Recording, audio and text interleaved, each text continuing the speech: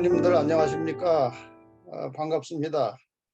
반갑습니다. 제가 이 코로나 때문에 몇 년 동안 미국을 통가지를 못해가지고 종종 방송을 뵌 것 같습니다.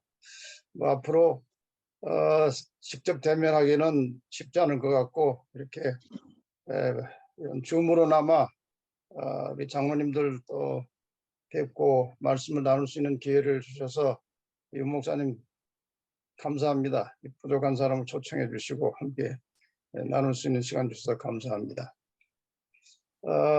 오늘 이제 주제를 뭐 제대로 하려면은 뭐 시간이 많이 걸리는 거지만 요약해가지고 간략간략하게 파워포인트를 사용해서 말씀을 좀 드리겠습니다. 자, 그럼 이제 강의를 시작하겠습니다. 시간이 좀 이 우리 재림 성도들에게 있어서 특별히 장로님들에게 있어서 성경 교수는 굉장히 중요한 것입니다. 우리가 사도행전의 역사를 보면 대체로 가르치는 일들을 주로 했습니다. 사도행전 5장 42절에 저희가 날마다 성전에 있든지 집에 있든지 예수는 그리스도라 가르치기와 전도하기를 쉬지 아니하니라, 이런 말씀이 있죠. 그 다음에 디모데전서 3장 2절에도 뭐 잘 아시는 말씀이지만 그러므로 감독은, 이 당시 감독은 오늘날의 장로를 말하는 것이죠.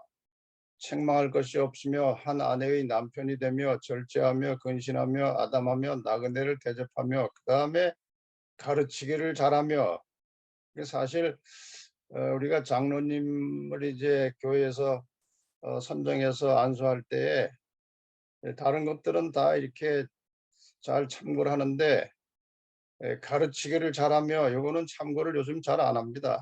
그래서 장로님들이 가르치는 것을 이렇게 부탁을 드리면 잘 안 하려고 하는 분들이 요즘에 많아요. 근데 장로님들이 되려면 일단 가르치기를 뭐 잘하는 건 둘째고 열심히 하셔야 됩니다. 잘 성경을 가르쳐야 돼요. 그 다음에 이제 디모데후서 2장 24절에도 마땅히 주의 종은 다투지 않고 사람을 대해서 온유하며 가르치기를 잘하며. 이 성경을 가르치는 것은 교회 지도자들에게 있어서 굉장히 중요한 일입니다. 아까 우리 임 목사님께서 잠깐 인용하셨던 마태복음 4장 23절에도 예수님께서 이 땅에서 주로 하신 일은 세 가지입니다. 가르치시고 전파하시고 고치셨다.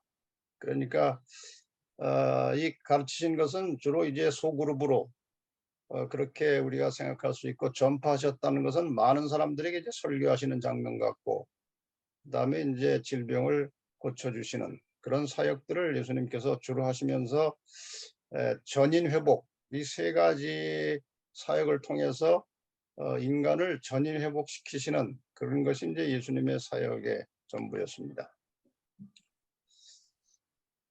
그래서 이제 엘렌 화이트도 이제 성경 교수라고 하는 것은 그냥 인간의 생각이 아니고 하늘로부터 온 생각이다, 그렇게 말씀을 하셨어요.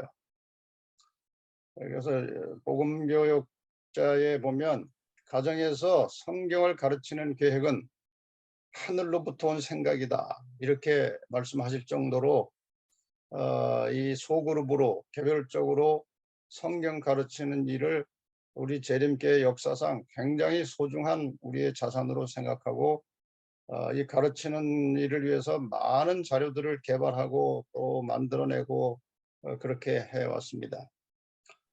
근데 이 가르치는 것은 배우는 사람도 물론 중요하지만 가르치는 사람 본인이 상당히 자기 개인의 신앙과 전도하는 일에 있어서 향상하게 됩니다.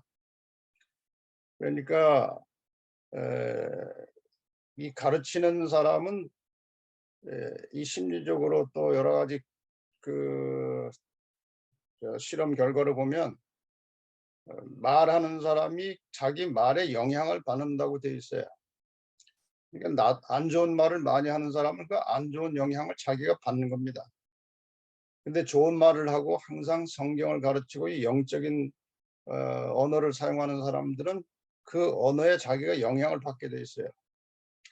그래서 성경을 진지하게 잘 가르치고 연구하고 하는 분들은 자기 신앙이 향상되고 많은 사람들에게 유익을 주는 그런 하나님의 종으로 개발되고 발전될 수 있기 때문에 이 성경 교수는 교회 지도자로 일하시는 장로님들에게 굉장히 중요한 것이라는 겁니다.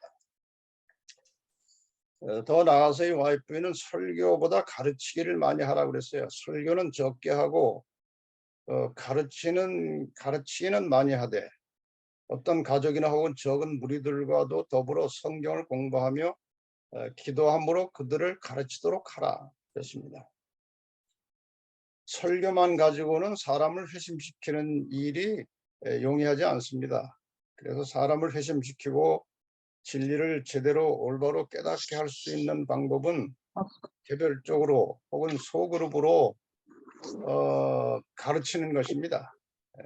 그래서 여기 보면은 어떤 가족이나 또는 적은 무리들이 모인 개인 가정에서 그리스도를 소개하는 것은 이렇게 가르치는 것은 밖에서 지나가는 많은 사람들을 모아놓고 하는 설교나 혹은 회관이나 교회당에서 하는 설교보다 사람들을 예수님께로 인도하는 일에 더욱 성공적인 경우가 많다 그랬어요.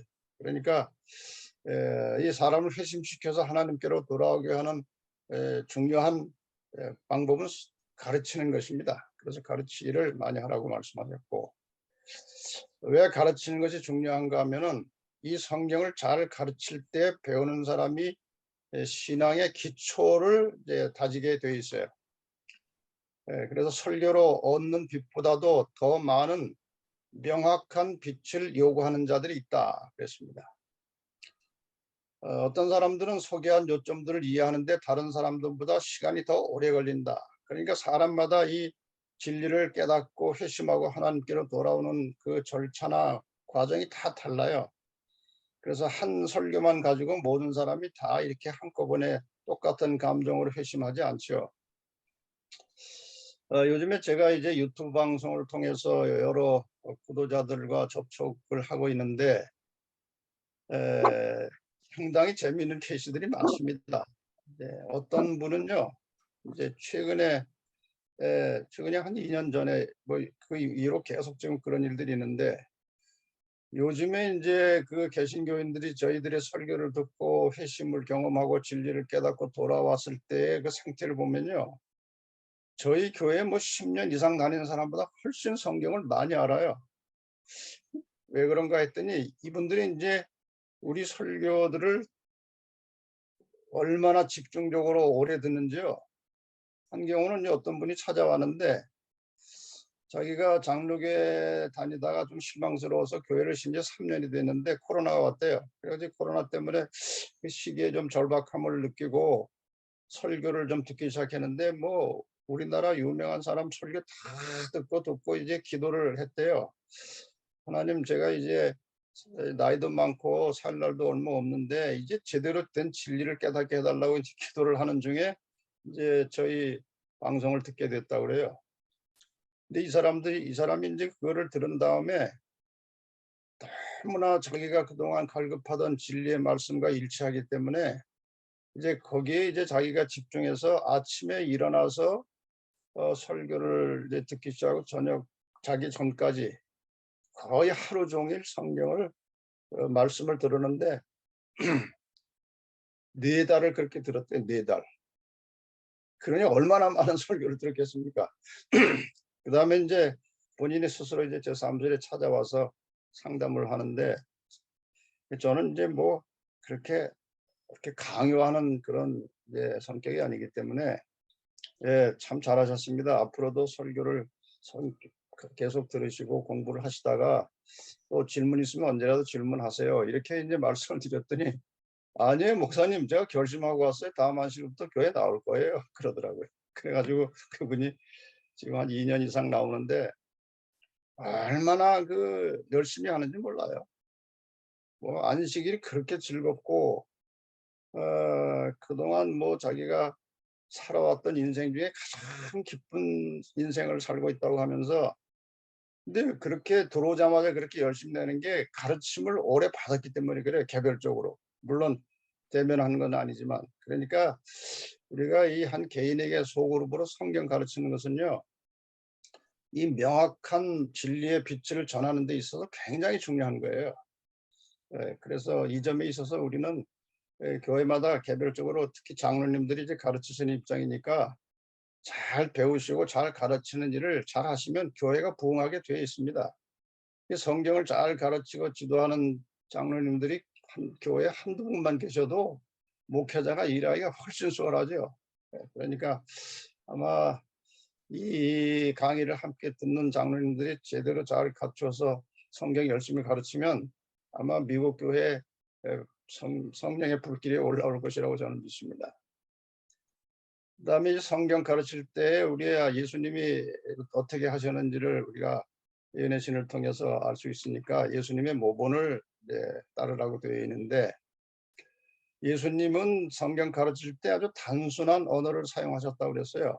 그다음에 잘 깨닫지 못해도 계속 이렇게 인내심을 가지고, 특별히 중요한 것은 이 배우는 사람에 대한 사랑의 그 마음을 품고 가르쳐야 그게 이제 효과가 있는 것이죠. 그러니까 이 사람이 묘해서 그 상대방의 마음이나 상태를 느낌으로 압니다. 그래서 저분이 정말 나를 사랑하고 나를 아끼고 구원하고자 하는 그런 마음으로 가르치고 있으면 훨씬 그 성경을 빨리 흡수하고 배우고 그래서 깨닫게 됐기 때문에, 중요한 것은 성경을 가르치는 분이 배우는 사람에 대한 진정한 사랑의 마음을 품고 가르치면 훨씬 더 효과가 빨리 일어납니다. 그래서 청중의 형편이라는 것은 배우는 사람이 이제 종교 배경이 어떤지, 또 사회적인 지식 정도가 어떤지, 어떤 형편에 처해 있는지 이런 것들을 잘 파악을 하고 거기에 맞춰서 이제 가르치는 것이죠. 그리고 예수님은 그 말씀을 가르치기도 하셨지만 예수님의 생활 자체가 말씀이죠. 그분이 하는 모든 말씀이나 생활 모습 자체가 다 하나님께로부터 온 것이기 때문에 그래서 그 예수님의 모본을 따르라 그렇게 했습니다. 그 다음에 이제 육신이 말씀이 되는 영적 삶이 필요하다. 말이 좀 생소하지요. 예수님은 말씀이 육신이 되었다고 이제 요한복음 1장에 나오는데, 이 육신이 말씀이 된다는 말은 이제 제가 성경을 공부하면서 좀 나름대로 만들어낸 말이기도 합니다만은 이렇게 정리를 해봤습니다. 예수님은 말씀이 육신이 되시는 분이고, 우리 그리스도인은 육신이 말씀이 되어야 한다.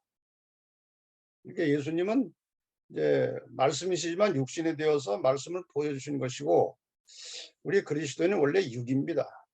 이 육이 계속 하나님의 말씀을 가르치고 순종하고 증거하면서 그 말씀을 가르치는 사람 자체의 생활이 하나의 증거가 되어야 된다는 말이죠.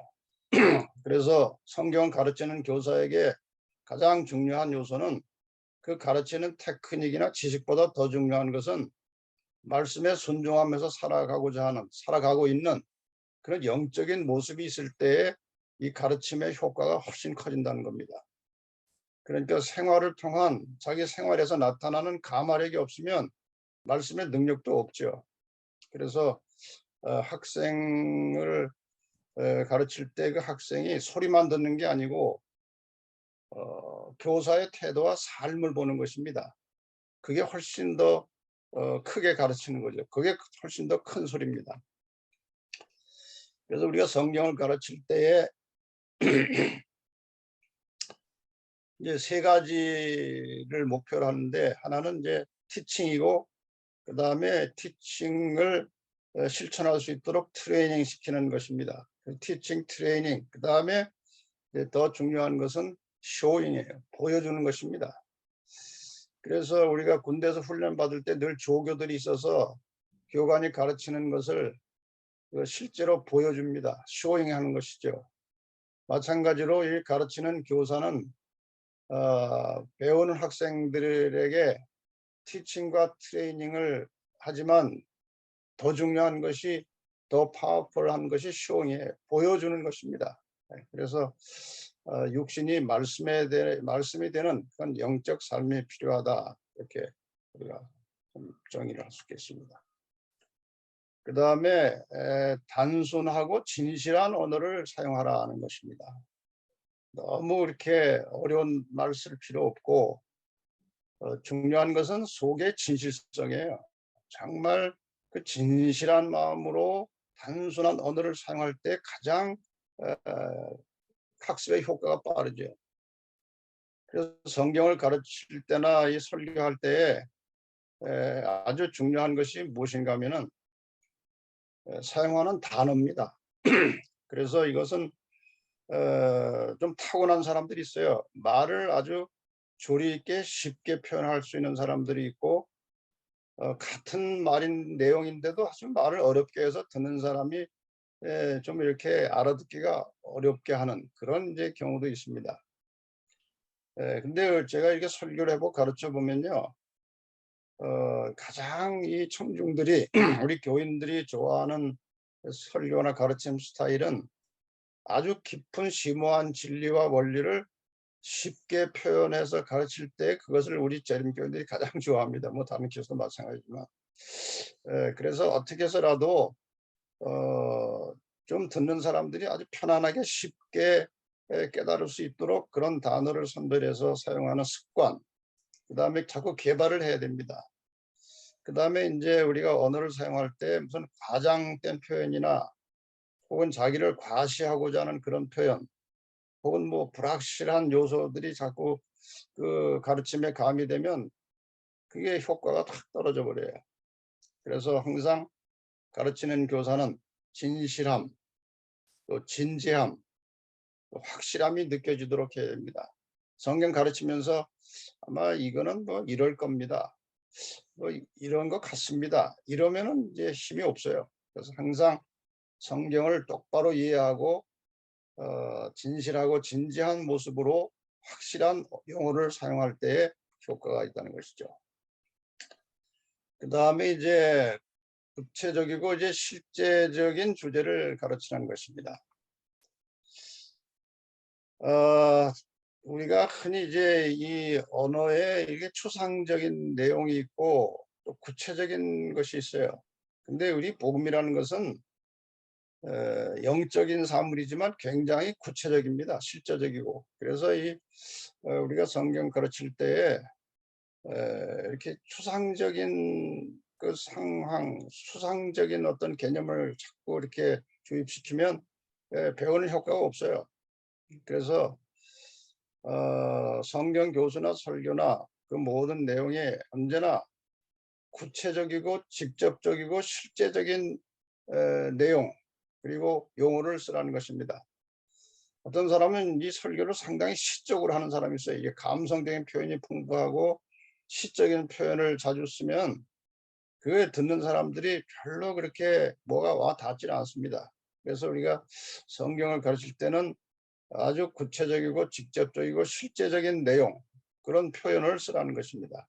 몸을 이렇게 감성적으로 이렇게 시적으로 하는 표현은 성경 교수에 적합하지 않다는 것이죠. 그 다음에 준비를 좀 철저하게 하라는 겁니다. 성경 교수를 위한 모든 준비는 항상 철저하고 확실하게 해서 만들어 두면 그 다음에 다시 사용할 수 있습니다.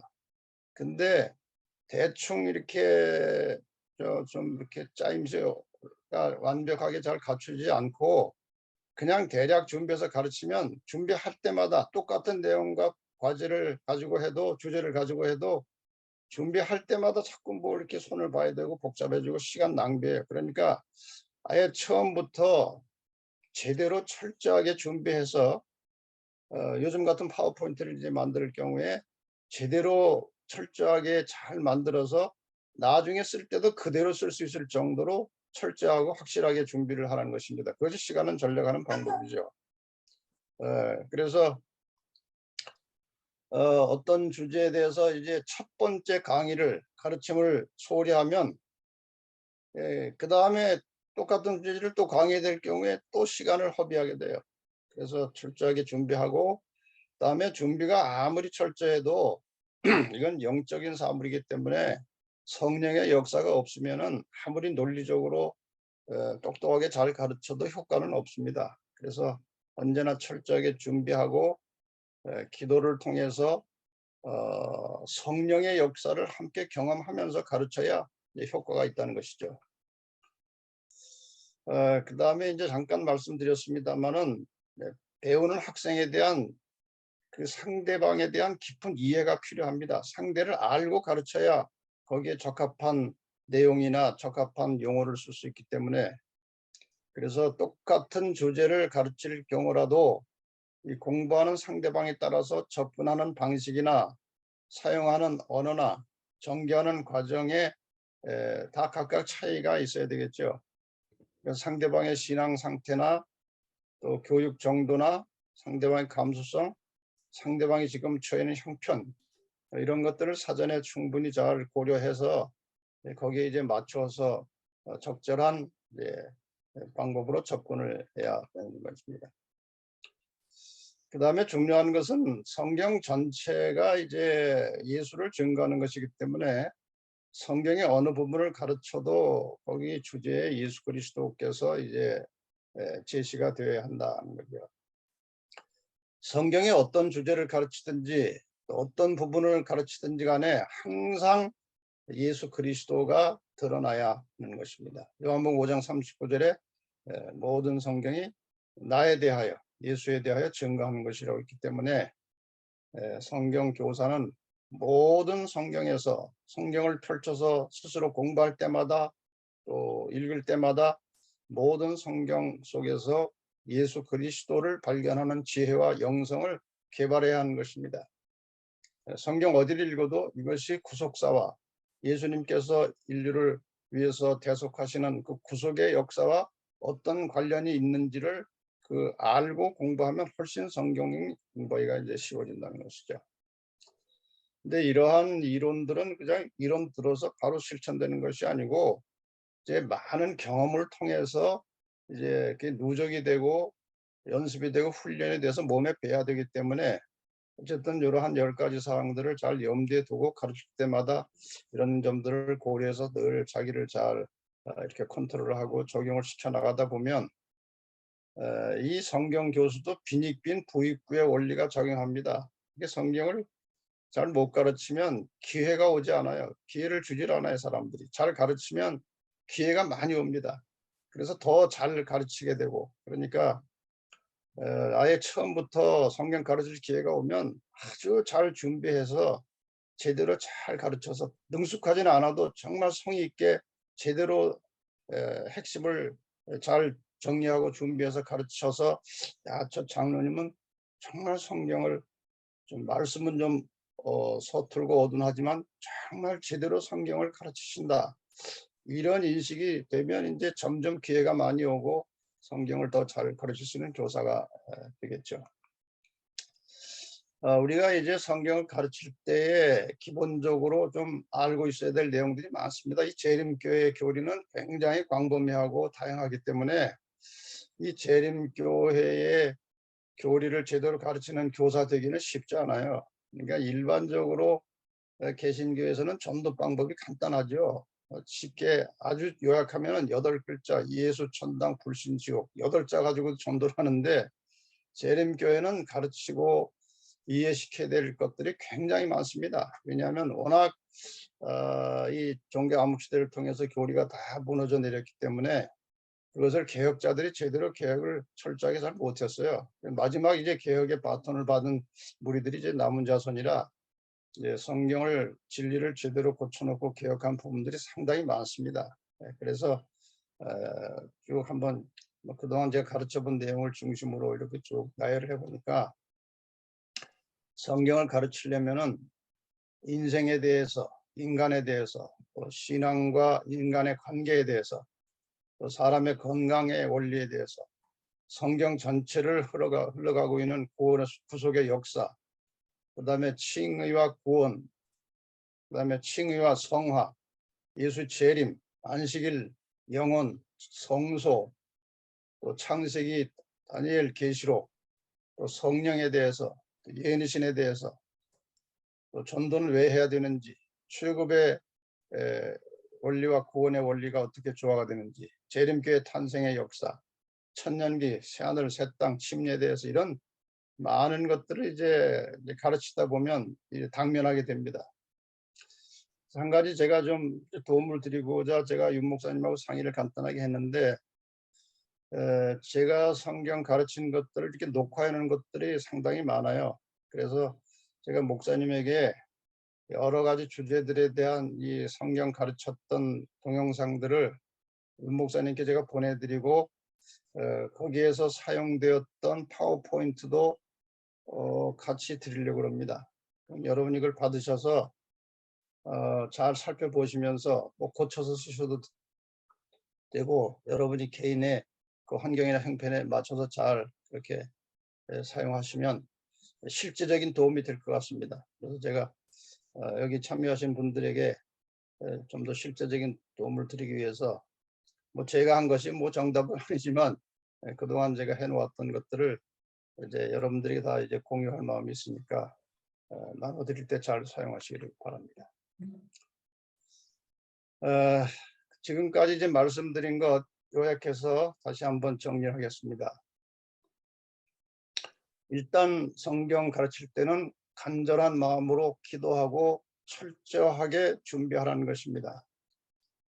그 다음에 학생의 이 시각, 그전에는 이제 그냥 말로만 했는데 요즘에는 이제 이 비주얼 시대이기 때문에 시각을 최대한 활용해야 됩니다. 그래서 자료들을 많이 보여주고 펼쳐주고 하면서 요즘에는 파워포인트가 아주 쉽게 사용할 수 있기 때문에 그런 것들을 잘 사용하면 훨씬 더 집중도를 높일 수가 있고, 그 다음에 이제 이 가르치는 사람들은 인간의 심리가 뭔지, 인간이 어떤 욕구를 가지고 있는지, 인간이 어떤 성향을 가지고 사는지에 대해서 좀 깊이 연구하고 그걸 이해를 하고 있어야 그 심리와 욕구와 성향에 합당한 내용을 개발해서 또 그런 용어들을 사용해서 가르칠 수 있기 때문에 여기에 대한 좀 연구를 좀 하셔야 되는 것이고, 그 다음에 이제 내용을 이제 논리적으로 전개하라. 이것은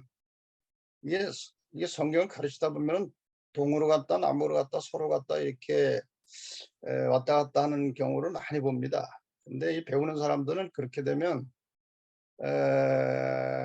헛갈려서 제대로 공부가 안 돼요. 그러니까 이 내용이 잘 이렇게 상대방에게 이렇게 이해가 되고, 그래서 그렇구나, 그래서 그렇구나 하고 이렇게 가르치는 시간 내내 이 처음부터 끝까지 이렇게 일관성 있는 논리가 있어야 배우는 사람들에게 쉬운 것입니다.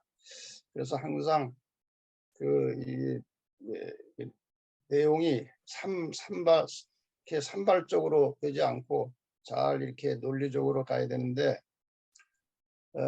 이 성경 가르치는 분들의 그 습성 중에 하나가 뭔가 하면은 어떤 주제를 가지고 가르치다가도 자기가 잘 아는 전공 분야로 자꾸 글로 흘러가 버려요. 그래서 예를 들어 건강에 대해서 아주 뭐 관심 있고 뭘 많이 해보신 분들은 성경 가르칠 때 꼭 건강 쪽으로 나중에 가보면 흘러가고 있어요. 그거는 올바른 방법이 아닙니다. 예를 들어서 뭐 안식일에 대해서 딱 나오면은 그걸 핵심적으로 이렇게 풀어나가야 되는데 거기 자꾸 다른 것들이 섞여 들어오면 이제 본질이 흐려집니다. 그 다음에 이제 성경 가르칠 때 상당히 중요한 것이 지정의의 단계라는 거예요. 그러니까 지라고 하는 것은 성경의 어떤 내용 자체를 지식적으로 올바르게 깨닫게 하는 것입니다. 그 다음 단계에서는 그 지식의 기초에서 마음의 어떤 감정의 어떤 영향을 줘야 되는 거예요.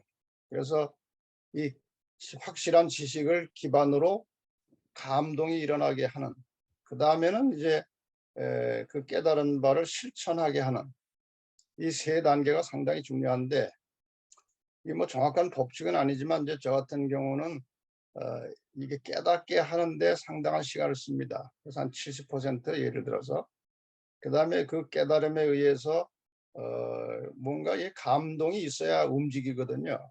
그래서 그다음에 이제 지시에 의해서 이제 호소하는 감정에 호소하는 그 감정에 타치하는 파트 부분이 있어야 되고 그다음에 마지막 단계에서는 이 가르침과 깨달음과 감동에 의해서 무엇을 해야 될지 구체적으로 행동을 제시해 줘야 돼요. 그게 이제 의라고 하는 것이죠. 지정의에 있어서. 그래서 언제나 성경 가르칠 때나 설교할 때나 요 세 단계를 염두에 두고 마지막에는 구체적인 행동을 한두 가지, 두세 가지 이제 제시를 해야 효과가 나온다는 겁니다. 그다음에 성경을 가르치다가 상대방의 태도나 상대방의 반응에 따라서 그 화를 내는 분들이 있어요, 종종. 근데 그거는 절대로 하면 안 됩니다. 성경 가르치는 사람이 이렇게 상대방이 자기 마음에 안 든다고 엉뚱한 소리하고 질문 같지도 않은 질문한다고 이렇게 약간 감정이 상하면 그건 이제 끝난 거예요. 그러니까 무한한 인내가 필요한 것입니다. 어떤 상황에서도 차분하게 평정심을 잃지 말고 가르치고 또 논쟁하지 말라는 거예요. 그다음에 이제 이건 상당히 이제 성경 가르칠 때 중요한 요소인데 이 가르치는 사람이 이제 가르칠 때에 상대방에게 부정적인 어떤 반응이 일어나게 하기 시작하면 나중에는 아무리 올바른 말을 해도 부정합니다. 그러니까 이제 이 말을 할 때 늘 상대방이 이렇게 긍정할 수 있는 말을 쓰는 건 굉장히 중요해요. 이제 소크라테스의 그 화술, 산파술이라고 하는 것이 이제 뭔가 하면 질문을 계속 해가면서 상대방을 설득시키는 것인데 그 질문의 법칙이 뭔가 하면은 모든 질문에 대해서 상대방이 예스 하도록 질문을 만드는 기술이에요. 그것이 이제 소크라테스의 이게 삼파술인데 그게 상당히 중요한 하나의 기술, 테크닉이에요. 내가 이 말을 해가지고 상대방이 긍정하도록 유도해가는 것입니다. 그래서 소크라테스가 이제 가르칠 때 이제 대화를 할 때 늘 그 질문을 하는데 상대방이 뭐 예스 하도록 그렇게 질문을 유도해서 만들어 가다가 마지막에 하는 그 말 중에 하나가 당신은 아무것도 모르는 무식한 사람입니다. 이제 이 말을 하는 거예요. 너 자신을 알라가 이제 바로 그거거든요. 근데 이렇게 긍정적으로 예스 예스 예스 하다가 맨 마지막에 그 말을 하면은 예스 한다는 거예요. 예, 제가 아무것도 모릅니다. 근데 뭐 그거는 예스라고 하는 것이 이렇게 체질화돼 가다가 나중에 이제 그런 질문 속에 예스가 나오는 건데 예를 들어서 이제 네거티브 반응이 나오기 시작하면요. 이 근육의 신경 조직이 다 이렇게 틀어진대요. 그래서 나중에는 올바른 얘기를 해도 인정하지 않는다는 것입니다. 그래서 우리가 이제 성경을 가르칠 때 어떻게 해서라도 상대방이 긍정적인 반응을 할 수 있도록 말을 만들고 질문을 만들고 잘 가르쳐서 결국에는 내가 이제 이 사람에게 제시하고자 했던 그런 내용들을 긍정적으로 받아들일 수 있는 그런 결론을 만든다는 것입니다. 그래서 이 7가지만 잘 조정해서 가르치면 상당한 효과가 있을 것입니다. 이건 제가 뭐 저도 뭐 이렇게 말 주변이 없는 사람이고 그런데 오랫동안 하다 보니까 이제 이런 방법들이 이제 터득이 되고 습득이 되는 것이니까 여러분이 잘 참고하시면 이제 도움이 될 겁니다. 마지막으로 다니엘서 12장 3절을 좀 보고 뭐 질문을 있으시면 질문을 좀 받겠습니다. 지혜 있는 자는 궁창의 빛과 같이 빛날 것이요 많은 사람을 옳은 대로 돌아오게 한 자는 별과 같이 영원토록 비치리라. 이 많은 사람을 옳은 대로 돌아오게 하려면 많이 가르쳐야 돼요. 그래서 성경을 많이 가르치다 보면 깨닫는 사람들이 생기고 그들이 이제 옳은 대로 돌아오게 되는데 그런 일을 열심히 한 사람들은 별과 같이 영원토록 빛나겠다고 했습니다. 오늘 함께 공부하시고 참여하신 모든 분들 잘 배우고 또 잘 실천하고 보여줌으로 하나님의 말씀을 많이 가르쳐서 많은 사람들을 오는 대로 돌아오게 하셔서 하늘에서 별과 같이 빛나는 그런 하나님의 신실한 종들이 되시기를 바라면서 오늘 좀 미흡하지만 강의를 여기서 마치겠습니다. 감사합니다.